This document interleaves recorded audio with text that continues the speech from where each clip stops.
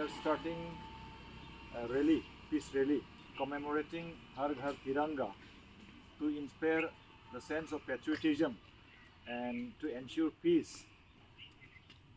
So on this auspicious occasion, we have invited our Honorable MLA Sir, Gosaigao, and President of Governing Body Gosaigao B.Ed College, Sri Jiran Basumatari Sir. So first of all, I would like to felicitate them with an honor.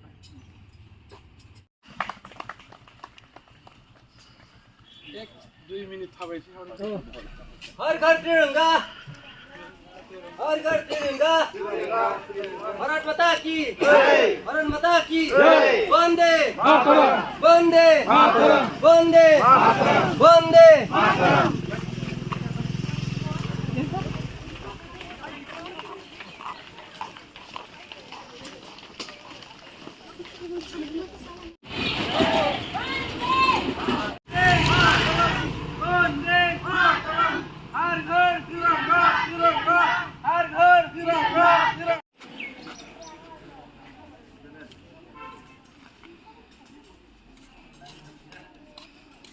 lagi moj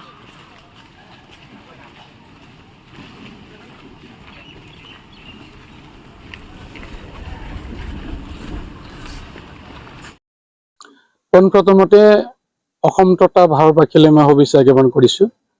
আমাৰ হৰ ঘৰ তিৰংগা যিটো অভিযান এইটো চলি আছে, ঠিক তেনেকুৱাকৈ আজি আমাৰ গোসাইগাঁও B.Ed কলেজৰ উদ্যোগত আমি এইটো ৰেলীটো কৰিছোঁ।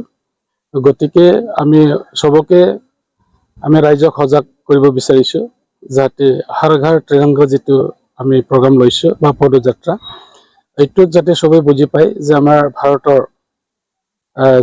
78তম যেটো ইন্ডিপেন্ডেন্স ডে ইয়াৰ লগত সংগতি ৰাখি আমি প্ৰত্যেককে ঘৰে ঘৰে ত্ৰিৰংগাটো আমি লগাব লাগে বা উত্তোলন কৰিব লাগে। এইটো হৈছে আমাৰ ভাৰতৰ স্বাধীন ভাৰতৰ এটা সুকীয়া এটা অন্তৰত জগাই তোলা এটা মনোভাৱ। গতিকে মই ভাবো আমাৰ B.Ed কলেজৰ দ্বাৰা যেটো আমি হৰ ঘৰ তিৰংগা এইটো অভিযান চলাইছো, এইটো সাকসেস হ'ব, আমাৰ ৰাইজে এইটো আকোৱালি ল'ব।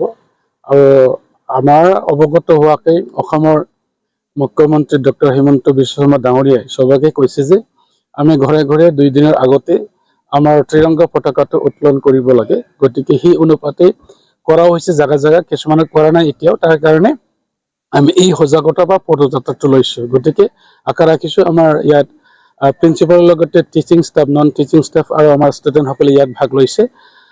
এই কাৰ্যসূচীটো সাফল্যমণ্ডিত হ'ব, এইটো মই আশা ৰাখিছোঁ।